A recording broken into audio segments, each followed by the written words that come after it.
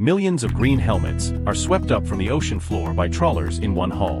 Whether they agree or not, the moment they are chosen, their fate is sealed. They will make a precious contribution to the advancement of human medicine. Workers select large, healthy adult horseshoe crabs and carefully rinse them with fresh water from head to tail. Once ashore, they are transported by truck to a facility that could make even lab mice shudder. Known colloquially as horseshoe crabs, these creatures predate dinosaurs and belong to the ancient arthropods. Despite their name and aquatic nature, their closest relatives are spiders and scorpions.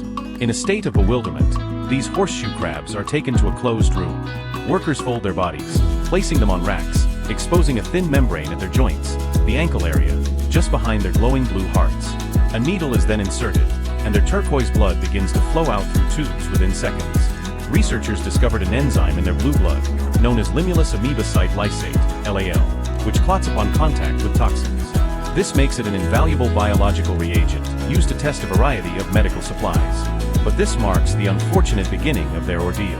Over 500,000 horseshoe crabs are brought to these facilities annually, forced to donate 30% of their blood. Many cannot endure the stress and collapse on the racks, dying in silence. After 12 hours of continuous blood extraction, the surviving crabs are released from the lab. Workers untie them one by one and return them to the ocean. Yet, even among those that make it back alive, over 1/3 succumb to blood loss within days. Those that survive are often left severely weakened, their health permanently compromised.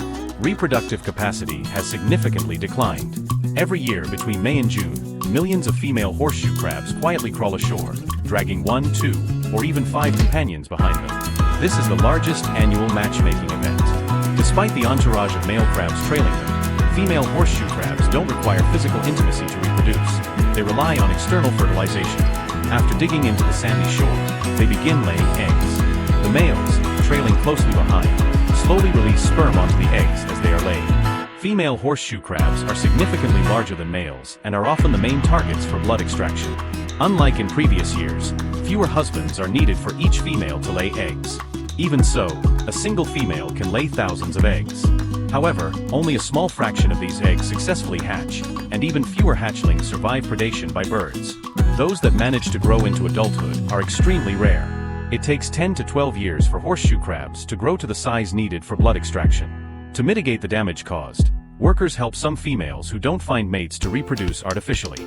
Using special tools, they collect eggs from the females and sperm from the males, mixing them for fertilization. Once combined, the eggs are incubated.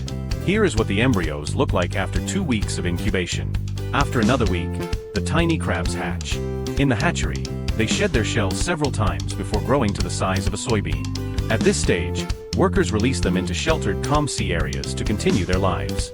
For various reasons, the horseshoe crab population has been steadily declining. In recent years, researchers have been working to develop synthetic alternatives to replace their use, hoping to give these ancient creatures a chance at survival. Thank you for watching, and see you next time.